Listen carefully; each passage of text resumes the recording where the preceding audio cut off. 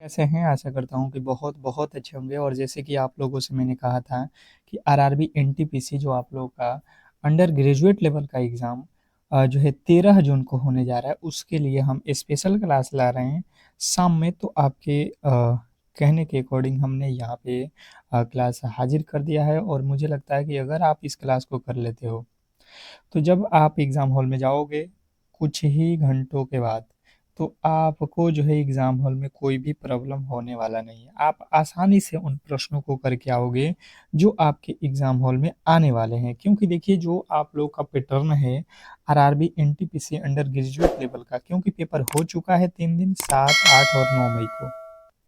तो बिल्कुल पेपर का आइडिया लग चुका है, प्रश्न किस लेवल के और किस तरीके के पूछे जा रहे हैं। वो आपका रीजनिंग का हो या मैथ का हो या जीके जीएस का हो, तीनों ही सब्जेक्ट के जो है प्रश्न बिल्कुल ही हमें आइडिया लग चुका है कि कहाँ कहाँ से किन टॉपिकों से कितने प्रश्न पूछे जा रहे हैं। तो मैंने उसी के आधार पे ये पेपर बना रखा है। और मैं चाहूँगा कि जो भी मेरे दोस्त इस क्लास को देख रहे हैं, बिल्कुल क्लास को अंत तक देखिएगा, क्योंकि यहाँ से जो है आप लोगों के एग्जाम हॉल में 100% प्रश्न आने वाले हैं। और अगर आप कर लोगे तो इससे बाहर भी अगर कुछ भी प्रश्न आएगा तो आप कर लोगे, क्योंकि उसी से रिलेटेड मैंने प्रश्नों को रखा हुआ है। ठीक है, तो बिल्कुल मिलता जुलता ही प्रश्न आएगा, इससे बाहर नहीं आएगा। तो चलिएगा फटाफट से हम क्लास को स्टार्ट करेंगे, क्योंकि समय हमारे पास कम है और प्रश्नों की संख्या ज़्यादा है। तो कम समय में प्रश्नों को ज़्यादा हम कैसे सॉल्व करेंगे, ये भी ट्रिक के साथ हर एक प्रश्न यहाँ पे हम लोग सॉल्व करने वाले हैं। तो चलिएगा पहले प्रश्न की ओर। और पहला प्रश्न सॉल्व करने से पहले हम आपसे एक छोटी सी रिक्वेस्ट चाहेंगे कि जितने भी मेरे दोस्त हैं जो इस क्लास को देख रहे हैं, यार कम से कम लाइक कर दो। क्योंकि अगर आपको कोई फ्री क्लासेज दे रहा है, ठीक है, फ्री में आपको पीडीएफ दे रहा है, ठीक है, तो आपका भी दायित्व बनता है कि कम से कम इस क्लास को तो शेयर कर दो, क्लास को तो लाइक कर लो और चैनल को तो सब्सक्राइब कर लो, ताकि हर एक जो क्लास है आप लोगों का उसका नोटिफिकेशन आप तक पहुंचता रहे। पहला प्रश्न आपके सामने देखिएगा, गणित का है, छोटा सा है पर आप ऐसे प्रश्नों में फंसते हो। ज्यादा बड़े प्रश्न अभी नहीं पूछ रहा है, ठीक है, प्रश्न आपको नॉर्मल ही पूछा जा रहा है। पर आपके कुछ क्वेश्चन जो है 5 से 7 जो कि थोड़ा सा घुमा रहा है, बाकी इजी ही प्रश्न है, पर उसमें भी थोड़ा थोड़ा जो है आपको ध्यान देना है, नहीं तो ये भी प्रश्न आप वहां पे गलत करके आओगे। ठीक है, आसानी से कैसे सॉल्व करोगे, मान लो कि यहाँ पे रूट और वाट के स्थान अर्थात एक्स है, ठीक है, उसके बाद लिखा है का, तो का वैल्यू क्या होता है आपको पता है, गुणा 30% अर्थात क्या हो जाएगा, 30 बटे में हो जाएगा 100। उसके बराबर में लिखा है कितना आ जाएगा 12, तो यहाँ पे लिख लो 12। बिल्कुल ही आपको सिंपल तरीके से सॉल्व करना है। यहाँ से एक जीरो से एक जीरो काट देना, ये 3 के पहाड़े में 3 चौके 12 हो जाएगा। अर्थात अंडर रूट एक्स बराबर ये हो जाएगा, इधर तिरछा तिरछी गुणा कर लो तो 10 में 4 से गुणा करेंगे 40। अब हमसे पूछा गया है कि वाट के स्थान पे वैल्यू क्या है, एक्स का वैल्यू अर्थात क्या है, तो हम क्या करेंगे, इस दोनों तरफ वर्ग करेंगे ताकि रूट हट जाए। ठीक है, तो यहाँ से वर्ग करेंगे तो ये हो जाएगा स्क्वायर से रूट खत्म, इधर बचेगा एक्स और इधर स्क्वायर करोगे तो 4 चौका 16। अर्थात आपका जो वैल्यू बनेगा एक्स का वैल्यू 1600 जो है आपके बिल्कुल राइट उत्तर है, इसमें गलती नहीं करना है। ठीक है, जिन्होंने भी ऑप्शन नंबर सी को चुन रखा है उनके बिल्कुल राइट उत्तर है, इसमें कहीं से किसी तरीके की गलती नहीं करना है। ठीक है, नेक्स्ट प्रश्न की ओर चलेंगे और अगला प्रश्न आपके सामने है। हर एक प्रश्न कराऊंगा, ऑल सब्जेक्ट के क्वेश्चन कराऊंगा जो आप लोगों से पूछे जा रहे हैं। तो आपको घबराना नहीं है, क्लास को अंत तक देखना है। और ये 3 टाइम क्लासेज हो रहा है, सुबह, दोपहर और शाम। तो तीनों टाइम के क्लासेज आप बिल्कुल देखा करो, कहीं पर भी किसी तरीके की गड़बड़ी नहीं होने वाला है। कह रहा है क्वेश्चन नंबर दूसरा है कि 0.5 गुणे 0.5 प्लस 0.5 भागे 0.5 का मान क्या होने वाला है। क्वेश्चन नंबर दूसरे का राइट उत्तर बताएंगे सभी लोग। अब बताइएगा सभी लोग कि इस प्रश्न का जो राइट उत्तर है वो क्या होने वाला है। बहुत बेहतरीन, बहुत लाजवाब प्रश्न है। सभी लोग यहाँ पे अगर आसानी से सॉल्व करने की कोशिश करोगे तो ये प्रश्न इजीली सॉल्व हो जाएगा। इजी अगर आप सॉल्व करना चाहते हो तो कैसे सॉल्व होगा देख लो। सबसे पहले यहाँ से इसमें गुणा कर लो, तो यहाँ पे हो जाएगा 5 में 5 से अर्थात 0.25, फिर प्लस है तो प्लस 0.5 से 0.5 में भाग दोगे तो कितना आ जाएगा 0.1, 0.1, यही तो होगा। अब यहाँ पे देखो, अब यहाँ पे क्या हो जाएगा कि अब जो है देखो आप जोड़ लो यहाँ पे तो क्या आ जाएगा 0 पॉइंट इस यहाँ पे 2 अंक बढ़ा लो तो यहाँ पे 2 अंक है 25 तो यहाँ पे भी 2 अंक में हो जाएगा 10 हो जाएगा, एक 0 लग जाएगा तो ये हो जाएगा 3 और ये हो जाएगा 5।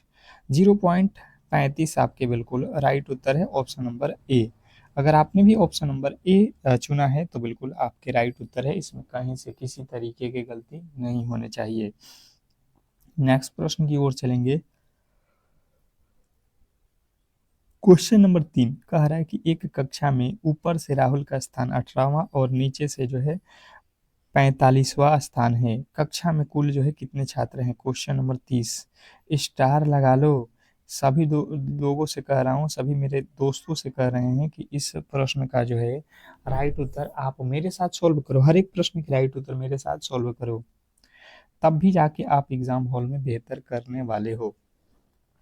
अब समझिएगा हुआ क्या है। सबसे पहले अगर एक कतार देखिएगा, एक लाइन देखिएगा, तो अगर आप ऊपर से आओगे गिनते गिनते तो यहाँ पे एक लड़का हो जाएगा कक्षा का, उसका नाम है राहुल और वो है 18 नंबर पे। जब आप ऊपर से काउंट करोगे तो राहुल 18 नंबर पे आ रहा है, पर अगर आप नीचे से काउंट करते चलोगे तो यही राहुल जो है आप लोगों को 45वें नंबर पे दिखेगा। ठीक है, यहाँ पे राहुल है, तो हमने क्या किया कि राहुल को ऊपर से भी काउंट किया है, नीचे से भी काउंट किया है, तो टोटल हम जोड़ लेंगे यहाँ पे। और देखिए राहुल तो इस पंक्ति में एक ही बार है, राहुल को अपने ऊपर से भी काउंट कर लिया है और राहुल नीचे से भी जा रहे हो तो काउंट कर रहे हो, अर्थात राहुल जो है 2 बार काउंट हो गया है। पर राहुल तो एक ही लड़का है ना, 2 बार तो है नहीं, तो अब यहाँ से एक आपको माइनस करना पड़ेगा। तो 18 चौवन 72 हो जाएगा और 72 में से एक घटा दोगे 71 हो जाएगा। 45 लिखा है भाई साहब, 54 लिखा गया है, 45 दिया गया है ना, 45वां स्थान है यहाँ पे, 45 कर लो, 45 यहाँ पे भाई साहब, हम लोग भी कहाँ देख रहे थे 45।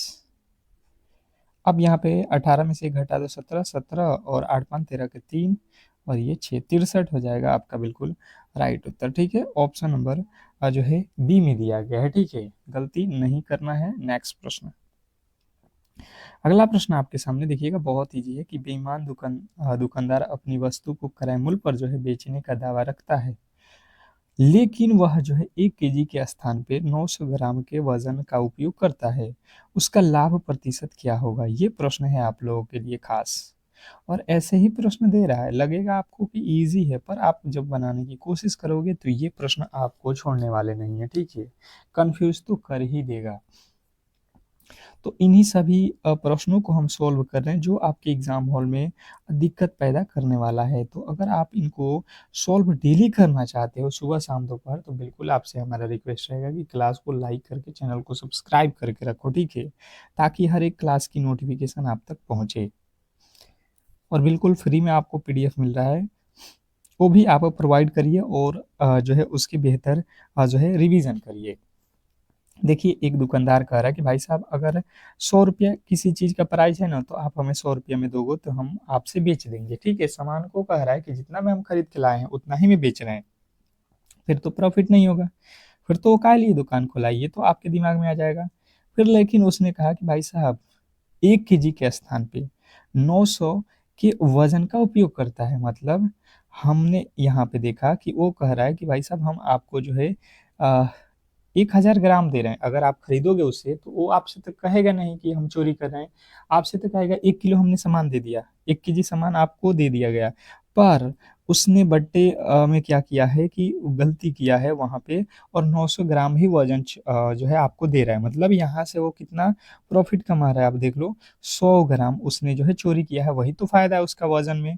कितने में से चोरी किया है, कितने पे, तो 90 900, और परसेंट निकालना है गुणा 100, ये 2 जीरो से 2 जीरो काट दो, 11 9 99, 11.1/9% आपके बिल्कुल राइट उत्तर है। तो ये प्रश्न आपको खास बनाता है अगर आप बेहतर तरीके से समझ के सॉल्व करके जाते हो तो एग्जाम हॉल में। ठीक है, और इन्हीं प्रश्नों से सिलेक्शन होता है, क्योंकि छोटे तो प्रश्न जो हल्के हैं आपको दिख रहा है वही तो सबको हल्का दिखाई देगा, और उसको तो सभी लोग करके आएंगे, पर जो आपके लिए खास है वो करके आइएगा, वो जो है आपको सिलेक्शन दिलाता है, वही यहाँ पे जो है आपको फायदा होने वाला है।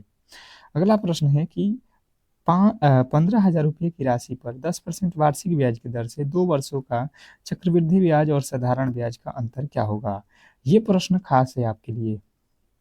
वीवीआई कर लो, नोट कर लो। ये प्रश्न आपको हर एक शिफ्ट में पूछा जा रहा था उस समय जब आपका एग्जाम हो रहा था, और इस समय भी जैसे स्टार्ट होगा तो बिल्कुल वैसा ही पेपर आने वाला है जैसे पहले बने थे पेपर। और जो वहां पे सॉल्व कर रहा था वो आप अगर आप देखोगे यहाँ पे भी सॉल्व करना पड़ेगा, तो मुझे लगता है कि आप उस पैटर्न को फॉलो करो जहाँ से प्रश्न पूछे जा रहे हैं। अब यहाँ पे देखोगे आप इसे किस तरीके से सॉल्व करते हो। साधारण ब्याज और चक्रवृद्धि ब्याज के अंतर डी बराबर आपको फॉर्मूला याद रखना है। कभी भी ऐसे प्रश्न आ जाए कि चक्रवृद्धि ब्याज और साधारण ब्याज के बीच का अंतर ज्ञात कीजिए, तो आपको याद रखना मूलधन गुणे आर बट्टा 100। आर मतलब दर बट्टा 100 गुणे दर बट्टा 100। ठीक है, पी गुणे आर बटा 100 गुणे आर बटा 100, ये 2 वर्षों का चक्रवृद्धि ब्याज और साधारण ब्याज के बीच का अंतर का फॉर्मूला है, यही आपको याद रखना है। पी मतलब पैसा कितना है 15,000। आर मतलब दर कितना है 10%, तो 10/100 गुणे आर कितना है 10/100। अब यहाँ से देखोगे तो ये 2 जीरो से ये 2 जीरो कट जाएंगे, ये 2 जीरो से ये 2 जीरो कट गया, बचा हुआ है कितना, तो आपके पास है 150। 150 रुपया का अंतर है। अगर आपने ऑप्शन नंबर ए को चुन रखा था तो आपके बिल्कुल राइट उत्तर था, इसमें कहीं से किसी तरीके के डाउट नहीं होना चाहिए। ठीक है, क्लियर आपको समझ में आना चाहिए। अगर किसी भी प्रश्न में किसी तरीके के डाउट है तो आप हमसे कमेंट बॉक्स में जरूर पूछिए कि आपने इस प्रश्न को किस तरीके से बताया, हम सबका रिप्लाई देते हैं। ठीक है, तो कहीं पे किसी तरीके की गड़बड़ी नहीं है, आप बेहतर तरीके से तैयारी करिए। नेक्स्ट प्रश्न आपके सामने कह रहा है कि जो है 5 संख्याओं का औसत 27 है और यदि एक संख्या को हटा दिया जाए तो औसत जो है 25 हो जाता है। हटाई गई संख्या क्या है? ये प्रश्न खास बनाता है क्वेश्चन नंबर 7। ये जो है देखिए औसत का प्रश्न है, बहुत बहुत इंपॉर्टेंट है। आप कर सकते हो अगर आप थोड़े से बेहतर तरीके से यहाँ पे दिमाग लगाओगे तो आपसे भी ये प्रश्न सॉल्व हो जाएंगे। करो, सॉल्व करो मेरे साथ। जैसे प्रश्न आ रहे हैं जिस तरीके से हम सॉल्व कर रहे हैं, आप अपना दिमाग लगाओ, आपको आ रहा है तो। देखिए 5 संख्याओं का औसत जो है 27 है, तो हमारे पास टोटल 5 संख्याएं हैं और औसत जो है 27 है, तो अर्थात 5 गुणे 27 गुणा कर लेंगे। 5 सत्ते 35 और 5 गुना 10 और 3 13 हो जाएगा। ठीक है, कोई दिक्कत नहीं है। इसने कहा यदि एक संख्या को हटा दिया जाए, ठीक है जी, एक संख्या हटा देंगे तो जो 5 संख्या थी अब हो जाएंगी 4 संख्या। और उसने कहा कि औसत जो है 25 हो जाता है, औसत जो है 4 संख्याओं का 25 है, तो यहाँ पे 4 पचे 20, 4 दूना 8 1 9, हार्सिल 2 है ना, तो 10 हो जाएगा। 4 पचे 20 और 2 हार्सिल है, तो 4 दूना 8 2 10, 100 हो गया। अब इसी को माइनस कर लो तो ये हो जाएगा 3 और 5 35, अर्थात वह जो संख्या हटाया गया है वह है 35। अगर आपने भी ऑप्शन नंबर बी को चुन रखा है तो बिल्कुल राइट उत्तर है, इसमें गलती नहीं करना है। बिल्कुल सभी लोगों को ये प्रश्न क्लियर है। तो आगे बढ़ते हैं, नेक्स्ट प्रश्न की ओर चलेंगे और अगला प्रश्न आपके सामने है। कह रहा है क्वेश्चन नंबर 8 कि 8 12 और 14 का चतुर्थ अनुपाती क्या होगा? वीवीआई कर लीजिए, चतुर्थ अनुपाती। ये प्रश्न भी आपके लिए खास है, सॉल्व करने की कोशिश कीजिए सभी लोग। कह रहा है 8 12 और 14 का चतुर्थ अनुपाती निकालने की कोशिश करोगे सभी लोग, तो इसके फॉर्मूले होते हैं, अगर आपको याद है तो आप आसानी से कर सकते हो, और नहीं याद है तो भी आपको कोई दिक्कत नहीं होने वाला है। सबसे पहले देखिए चतुर्थ अनुपाती में करना क्या है। पहला संख्या है 8, अनुपात बना लो 12, समानुपात दिया है 14, अनुपात हमें चतुर्थ अर्थात चौथा वाला वैल्यू हमें पता नहीं है। ठीक है, तो हम वही काम कर देंगे यहाँ से, आसानी से काम हो जाएगा। इसका क्या लॉजिक कहता है कि पहले वाले का गुणा अंतिम में, तो 8 में x से गुणा करेंगे तो 8x हो जाएगा, और जो बीच वाले हैं उनका गुणा एक साथ हो जाएगा, तो 12 गुणे हो जाएगा 14।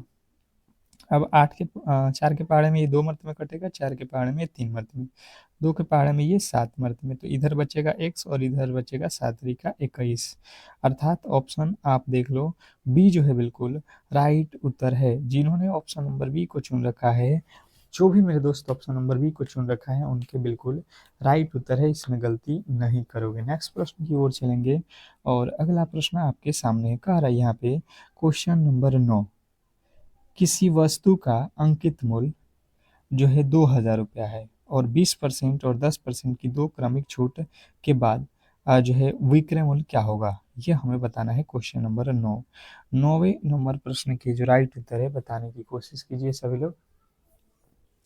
जो भी मेरे दोस्त देख रहे हैं क्वेश्चन नंबर 9 पे आ चुके हैं, आप मेरे से पहले प्रश्नों को सॉल्व करने की कोशिश करो मेरे साथ, ठीक है? बताओगे उत्तर। और फिर एक बार कह रहा हूँ कि अगर आपको लगता है कि क्लास आपके लिए अच्छा है तो ही क्लास को लाइक करो, ठीक है? और एक बार शेयर कर दो, लगता है तो। अगर आपके लिए लगता है कि हमने मेहनत कर रखा है आपके लिए फ्री कंटेंट, फ्री पीडीएफ, तो आप यार कम से कम सपोर्ट तो बनना चाहिए ना, लाइक शेयर तो बनना चाहिए। अगर आप सब्सक्राइब करके रखोगे तो हर एक जो क्लास है आपके लिए बिल्कुल प्रोवाइड होता रहेगा। इसने कहा है कि 2000 रुपया है, ठीक है, कोई दिक्कत नहीं है। कह रहा है कि 20% की छूट दी गई है, अंकित मूल्य है, किसी सामान का अंकित मूल्य है 2000 रुपया, मतलब उस पर लिखा गया है, पर आप खरीदोगे तो कह रहा है 20% का छूट देंगे। आपने कहा भाई साहब हमें ज्यादा लग रहा है, आप ज्यादा मांग रहे हो, तो उसने कहा दुकानदार भाई साहब फिर से हम आपको 10% और छोड़ देते हैं। अब इसके बाद आप खरीद रहे हो तो आप कितने रुपये दोगे? तो आप कहोगे कि भाई साहब अगर सामान का दाम 100 रुपया होता तो हम 20% छुड़ा रहे हैं, तो अर्थात 80 रुपया में खरीद रहे हैं, ठीक है? फिर 10% छोड़ रहा है, अर्थात 100 रुपया का सामान था तो उसमें आप 90 रुपया दे रहे हो, 10% का यहाँ पे भी डिस्काउंट। ये 2 जीरो से ये 2 जीरो कट जाएगा और ये 2 जीरो से ये 2 जीरो कट जाएगा। 8 दूना 16, 16 नावा 16 नावा 144 और यहाँ से एक जीरो बचा हुआ है। तो आपके जो राइट उत्तर है ऑप्शन नंबर बी जो है बिल्कुल राइट उत्तर है। गलती नहीं करोगे, मुझे लगता है आसानी से आप कर लोगे अगर आप इस क्लास को पूरा देख रहे हो तो। और एग्जाम से पहले जितने भी क्लासेज आपके आ रहे हैं बिल्कुल आप एक भी मिस मत करना। नेक्स्ट प्रश्न आपके सामने कह रहा है क्वेश्चन नंबर 10, यदि एक कूट भाषा में मैंगो को जो है ये लिखा जाता है तो एप्पल को जो है क्या लिखा जाएगा? क्वेश्चन नंबर 10वें के राइट उत्तर बताइएगा। रीजनिंग का प्रश्न है, सिंपल तरीके से आपको सॉल्व करना है, ज़्यादा दिमाग यूज नहीं करना है। सिंपल तरीके से अगर आप जाओगे तो आसानी से इस प्रश्न को सॉल्व कर लोगे, गलती नहीं होगा। जैसे लिखा है MANGO, कभी भी ये प्रश्न आए तो आप लिख कर सॉल्व करोगे तो कभी भी गलत नहीं होगा, ठीक है? क्योंकि आपको तुरंत पता चल जाएगा। ओ होता है 15 पे, एस होता है 19 पे, मुझे दिखा यहाँ पे प्लस का 4 है। यहाँ पे एम होता है 13 पे, क्यू होता है 17 पे, यहाँ से 13 4 17, यहाँ पे भी 4 मिल गया। ए होता है 1 पे, ई होता है 5 पे, यहाँ पे भी 4 प्लस, एन होता है 14 पे, आर होता है 18 पे, यहाँ पे भी 4 प्लस। मतलब आपको लग गया कि सब में जो है 4 प्लस 4 प्लस 4 प्लस किया गया है, मतलब आपको क्लियर हो गया। तो आप भी कर दोगे क्यू ई आर के एस में 4 4 प्लस, क्यू होता है 17 पे, 4 जोड़ोगे 17 4 17 4 21। भाई साहब यहाँ पे ऑप्शन में तो बिल्कुल ई से स्टार्ट किया है, ई से स्टार्ट नहीं, किसका निकालना है भाई साहब, हम भी गजब। एप्पल का निकालना है। ए होता है 1 पे, 4 जोड़ोगे 5 पे, ई हो गया। पी होता है 16, 16 4 20, 16 4 20। एल होता है 12, 12 4 16। ई होता है 5, 5 4 9। आप देख लो कहाँ पे है, आप देख लो कहाँ पे, E double T P I, आप देख लो ऑप्शन नंबर ए। भाई साहब ऑप्शन नंबर डी में भी उसी तरीके से लिखा गया है ताकि मिरर है, देखिएगा तो दोनों में सेम दिखाई दे रहा है मुझे, बिल्कुल दोनों ही आंसर मुझे लग रहे हैं। आपको भी बताने की कोशिश कीजिएगा सभी लोग। अगला प्रश्न है यहाँ पे, श्रृंखला को पूरा करें। यहाँ पे क्वेश्चन नंबर 11 में श्रृंखला से रिलेटेड प्रश्न पूछा गया है रीजनिंग का। अब सॉल्व करके बताइएगा कि अगला पद क्या होने वाला है। 5 सेकंड का समय है आप लोगों के पास, आप मेरे से पहले सॉल्व करने की कोशिश करो तो ही फायदा होगा, यानी अन्यथा मैथ रीजनिंग आप सोचोगे कि देख कर एग्जाम में बना लेंगे तो नहीं होने वाला है। इसमें आपको खुद से दिमाग के खर्च करने होंगे। जैसे मैंने देखा तो 7 से 11 हुआ, अर्थात हम कह सकते हैं कि 7 4 11, 11 से 20 हुआ, हम कह सकते हैं 11 9 20, 20 से 36 हुआ, अर्थात कितना 16 प्लस किया गया है। 36 से 61 हुआ, अर्थात यहाँ पे तो प्लस 25 किया गया है। तो इसके आगे क्या प्लस किया जाएगा, मुझे यहाँ पे आइडिया लग गया कि जो 4 लिखा है ना, ये 2 का वर्ग है। 9 लिखा है ना, ये 3 का वर्ग है। 16 जो लिखा है ये 4 का वर्ग किया है, और 25 जो है 5 का वर्ग है। अर्थात 2 3 4 5, 5 के बाद 6 का वर्ग करेंगे, ये हो जाएगा 36। ये जोड़ लो, 61 36, तो 4 3 7 और 6 3 9 हो रहा है ना, अर्थात 97 हो रहा है। Option number C. देखिएगा गलती नहीं हो, एग्जाम में गलती ना हो, ठीक है। घबराना नहीं है, आसानी से करना है, फ्री माइंड से। नेक्स्ट प्रश्न आपके सामने है, कह रहा है यहाँ पे कि जो है दी गई श्रृंखला में प्रश्नवाचक चिन्ह के स्थान पे क्या आएगा। दिया गया जो श्रृंखला है इसमें जो हम लोगों को प्रश्नवाचक चिन्ह के स्थान पे बताना है कि कौन सी संख्या आने वाली है, मतलब इस वर्ड के स्थान पे हमें बताना है। अब जो है सॉल्व करने की कोशिश करोगे सभी लोग, जितने भी मेरे दोस्त देख रहे हैं इस प्रश्न को, वो सॉल्व करने की कोशिश करो कि यहाँ पे वर्ड के स्थान पे क्या होने वाला है। बेहतर है, बहुत बेहतर है प्रश्न। और जैसे कि हमने सॉल्व करने की कोशिश किया, तो देखिए ये डब्ल्यू लिखा है, फिर टी लिखा है, फिर क्यू लिखा है। डब्ल्यू होता है 23 पे, लिख लो। टी होता है 20 पे, क्यू होता है आपके 17 पे। आपको दिमाग में आइडिया लग जाएगा लिखने से। 17 से 3 23 से 3 माइनस करोगे 20, 20 से 3 माइनस करोगे 17, 17 से 3 माइनस करोगे आ जाएगा 14। 14 पे कौन सा अक्षर होता है, एन, अर्थात ये दोनों ऑप्शन बिल्कुल गलत। अब जो है आपको पता चल गया कि पहला अक्षर एन है, दूसरा पता कर लो। एफ होता है 6 पे, ये 6 पे, जी होता है 7 पे, एच होता है 8 पे, तो अगला पद 9 वाला कौन होगा, आई। अर्थात हमें जो है एन आई के वाला ही राइट उत्तर है। इसके आगे बनाने की भी हमें आवश्यकता कुछ भी नहीं है, ठीक है, क्योंकि हम जो है यहाँ पे गलती ढूंढे थे, तो सही वाले बिल्कुल हमारे सामने आ गए थे। नेक्स्ट प्रश्न आपके सामने है, देखिएगा, कह रहा है क्वेश्चन नंबर 12, 9 और 25 का मध्यानुपाती और 12 18 का तृतीयानुपाती का योग क्या होगा। ये प्रश्न आप लोगों के लिए खास है, बताइएगा। इसमें डबल जो है आप लोगों के दिमाग लगना है। अगर आपको एक भी पता नहीं हो, एक पता होगा और एक पता नहीं होगा, तब भी इस प्रश्न को नहीं बना पाओगे, ठीक है। इसमें दोनों के दोनों आपको पता होना चाहिए निकालना, मध्यानुपाती और तृतीयानुपाती। मध्यानुपाती अगर निकालना है, जो पहले कह रहा है मध्यानुपाती, इसका फॉर्मूला होता है अंडर रूट ए बी, और फिर यहाँ पे प्लस दे दो क्योंकि कह रहा है इन दोनों का योग। दोनों क्या निकालना है, उसके बाद से तृतीय अनुपाती, इसका फॉर्मूला होता है बी स्क्वायर बटा ए। अब इसमें ए कौन है, बी कौन है, तो पहला वाला वैल्यू ए होता है, दूसरा वाला वैल्यू बी होता है। यहाँ पे ए का वैल्यू दिया है 9 और बी का वैल्यू दिया है 25, प्लस ये बी स्क्वायर मतलब ये वाला वैल्यू बी है, 18 गुणे 18 बटे ए का वैल्यू 12।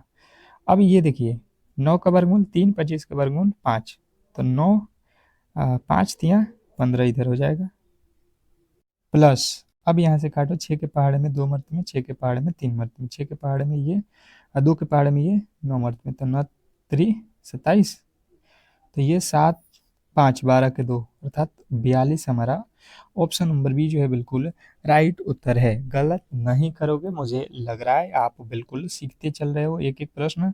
अगर आपको लग रहा है कि आपको यहाँ पे समझ में आ रहा है, आपको अच्छा लग रहा है क्लास, तो मैं चाहूँगा कि प्लीज़ आप लोग क्लास को लाइक करके क्लास को सब्सक्राइब जरूर करें, ताकि हमारा भी मनोबल बढ़ा रहे, और आपके लिए हम बिल्कुल ऐसे क्लास रोजाना लाएंगे जब तक आपके एग्जाम समाप्त नहीं होते हैं, ठीक है। नेक्स्ट प्रश्न आपके सामने है, क्वेश्चन नंबर 13, एक दुकानदार अपनी वस्तु पर 20% की छूट देता है और फिर भी जो है 20% का लाभ कमाता है, लेकिन मूल्य, अंकित मूल्य क्रय मूल्य से कितना अधिक है, ये हमें बताना है। देखिए इसके दो तरीके होते हैं। एक तो सिंपल तरीका ये होगा कि आप सीपीयू और एमआरपी का वैल्यू निकालो, और एक जो है मान लेते हैं कि हमारे पास 100 रुपया है, सीपी हो गया, हमें 20% कमाना है लाभ, 20% कमाना है, तो हम बेचेंगे कितना में, 120 में। हम 100 रुपया का सामान खरीदेंगे और 100 में 20 बेच देंगे 120 में, तो हमें मिल जाएगा 20% का लाभ। उसने कहा है 10% का छूट भी देना है, तो छूट देना है 10% का, अर्थात कि जो है आप क्या कहोगे कि 100 वाला जो सामान था हमने बेचना है 80 में, तभी तो 100 का सामान 20% का छूट पे बेच रहे हो, तो 100 वाला वस्तु हमें निकालना है। तो यहाँ से क्या हो जाएगा, एक जीरो से एक जीरो, और ये 8 के पहाड़ में 15 8 120, तो ये हो जाएगा आपका कितना, 15 दहा का 150, ये जो है परसेंटेज हो गया 150। अर्थात आप खरीदे हो कितना में, 100 रुपये में, बेचे हो कितना में, 120 में, और इस पे लिखा गया है कितना, एमआरपी, एमआरपी कितना है आपका 150। उसने कहा है कि जो है अंकित मूल्य अर्थात एमआरपी और क्रय मूल्य कितना प्रतिशत है, क्रय मूल्य से कितना प्रतिशत है, अंकित मूल्य क्रय मूल्य से, अंकित मूल्य कितना है आपका 150, अंकित मूल्य क्रय मूल्य से कितना अधिक है, तो हम देख रहे हैं 100 से 50 अधिक है, अर्थात 50, और किससे, अंक क्रय मूल्य से, तो क्रय मूल्य मतलब 100 और गुणे 100 करोगे तो यहाँ से 2 जीरो से 2 जीरो, अर्थात 50% अधिक है। इजी था। नेक्स्ट प्रश्न आपके सामने है, ए किसी कार्य को 12 दिनों में, बी जो है उसी कार्य को 18 दिनों में कर सकता है, दोनों मिलकर इसे कितने दिनों में पूरा करेंगे, ये प्रश्न है। अब देखिए सिंपल तरीके से हम सॉल्व करने जाएंगे तो आसानी से सॉल्व हो जाएगा। इसने कहा है कि एक व्यक्ति भाई साहब ए 12 दिनों में किसी काम को कर रहा है और एक दूसरा व्यक्ति वहीं पे है जो इसी काम को करने में 18 दिनों का समय ले लेता है। ठीक है, कोई दिक्कत नहीं है भाई साहब, हम जो है टोटल वर्क यहाँ पे निकालने की कोशिश करेंगे। तो 12 और 18 का लॉसा निकालेंगे, ये हो जाएगा 36। 12 के पहाड़े में 36 3 मर्त में, 18 के पहाड़े में 36 2 मर्त में, 3 और 2 कितने होते हैं 5, 3 और 2 कितने हो जाएंगे 5, अर्थात ए और बी मिलकर एक दिनों में 5 काम करेंगे। टोटल काम हमें कितना कराना है 36, 36 बट्टे 5 करोगे तो 5 सत्ते 35। अगर आपने ऑप्शन नंबर ए को चुन रखा है तो बिल्कुल राइट उत्तर है, इसमें कहीं से किसी तरीके के डाउट नहीं होना चाहिए। नेक्स्ट प्रश्न की ओर चलेंगे और अगला प्रश्न आपके सामने है, कह रहा है एक गोले की त्रिज्या 7 सेमी, इसका वक्र पृष्ठ का क्षेत्रफल क्या होगा, इसके पृष्ठीय क्षेत्रफल क्या होगा। तो अब देखिएगा गोले का पृष्ठीय क्षेत्रफल अगर आपको पता है तो आप कर सकते हो 4 पाई आर स्क्वायर, 4 पाई का वैल्यू कितना होता है 22 बट्टे 7, आर का वैल्यू कितना होता है यहाँ पे दिया है 7, स्क्वायर कर लो अर्थात 7 गुणे 7 या 49 लिखो, बात एक ही है। ये 7 से 7 कट जाएगा, अब गुणा कर लो, 7 चौके 28, 28 में 22 है, 28 गुणे 22 कर लो, कितना हो जाएगा 8 दूना 16, फिर 4 1 5, वही बात आ जाएगा 8 दूना 16 और 4 1 5, जोड़ेंगे तो कितना आ जाएगा 6, 6 5 11 और 6, 616 हमारा बिल्कुल राइट उत्तर है। अगर आपने ऑप्शन नंबर सी को चुन रखा है तो बिल्कुल राइट उत्तर है, इसमें गलती नहीं होना चाहिए। ठीक है, नेक्स्ट प्रश्न की ओर चलेंगे और अगला प्रश्न आपके सामने है। क्या कह रहा है आपका अगला प्रश्न, देखिएगा कह रहा है क्वेश्चन नंबर 16 में कि एक निश्चित कोड भाषा में मैन को जो है ये लिखा जाता है तो डॉग को क्या लिखा जाएगा। ये स्टार है, लगा लो। कोडिंग डिकोडिंग तो आपको 100% जान नहीं छोड़ने वाला है। 3 से 4 प्रश्न हर एक शिफ्ट में पूछा जा रहा है, ठीक है, आपके एग्जाम हॉल में। तो आपके भी दिन इतने ही प्रश्न आएंगे 3 से 4, और सबसे इजी कोई चैप्टर है तो कोडिंग डिकोडिंग है। अगर आपको कोड थोड़ा बहुत भी याद है तो आप ऐसे प्रश्नों को सॉल्व कर सकते हो, ठीक है। तो डरने की कोई आवश्यकता नहीं है। आप यहाँ से देखो यम ए एन मैन लिखा हुआ कितना, इसके बदले एन बी ओ, यही तो लिखा है। ठीक है जी भाई साहब, कोई दिक्कत नहीं है। अब यहाँ पे हम क्या करेंगे कि जो है यहाँ पे देखिए एम के बाद क्या होता है एन मतलब +1, ए के बाद क्या होता है बी मतलब +1, एन के बाद क्या होता है ओ मतलब +1। हम देख लिए कि यहाँ पे +1 +1 +1 कर रहा है, तो हम आगे भी हम ही +1 करेंगे। डी होता है 4 पे, एक प्लस में करेंगे तो हो जाएगा ई। ओ होता है 15 पे, एक प्लस करेंगे तो आ जाएगा 16, 16 पे होता है पी। जी होता है 7 पे, एक प्लस करेंगे तो एच आएगा। अब देख लो आपके सामने कहाँ पे है E P H, option number A वाला बिल्कुल आपका राइट उत्तर है। अगर आपने ऑप्शन नंबर ए को चुन रखा है, अगर आपने भी ऑप्शन नंबर ए को चुन रखा है तो बिल्कुल राइट उत्तर है। नेक्स्ट प्रश्न आपके सामने देखिएगा, कह रहा है कि जो है यदि प्लस का अर्थ भाग, माइनस का अर्थ जोड़, गुणा का अर्थ माइनस और भाग का अर्थ गुणा, तो ये जो समीकरण दिया गया है भाई साहब इसको सॉल्व करो। इसी के आधार पे सॉल्व करना है, इसके आधार से ही आपको सॉल्व करना है, इससे बाहर आपको कुछ भी दिमाग नहीं लगाना है। जो ये दिया गया है इसको सॉल्व नहीं करना है, आपको कंडीशन जो बताया गया है उसके अकॉर्डिंग सॉल्व करना है जो ऊपर कह रहा है, ठीक है। तो देखिए सबसे पहले लिख लो 10 प्लस, प्लस का अर्थ यहाँ पे बताया गया है कि प्लस अगर लिखा होगा तो आप समझ लीजिएगा कि भागा है। फिर 2 लिखा है तो 2, फिर भाग लिखा है तो भाग का अर्थ कहाँ पे दिया गया है, यहाँ पे देखो अंतिम वाले में भाग का अर्थ लिखा है गुणा। अर्थात गुणे 5, फिर माइनस, माइनस का अर्थ यहाँ पे दे रहा है भाई साहब प्लस कर लो यहाँ पे 3। अब सॉल्व कर लो। सबसे पहले क्या होता है, गुणा होता है या भाग होता है, तो सबसे पहले कहिएगा भाग होता है। 2 से 10 में भाग करोगे तो यहाँ पे आएगा 5, गुणे हो जाएगा 5 और प्लस का बचेगा 3। फिर 5 में 5 से गुणा करेंगे हो जाएगा 25 और प्लस का हो जाएगा 3। तो 25 और 3 जोड़ देंगे तो ये हमारा मिल जाएगा 28। और हमारा जो 28 है, ऑप्शन नंबर हमें दिख रहा है बी में। तो बी वाले जितने भी मेरे दोस्त हैं उनके बिल्कुल राइट उत्तर है, इसमें गलती नहीं करोगे, ठीक है। नेक्स्ट प्रश्न की ओर चलेंगे और अगला प्रश्न आपके सामने है, देखिएगा। ए एक काम को जो है 36 दिनों में करता है, बी जो है 32 दिनों में कर सकता है।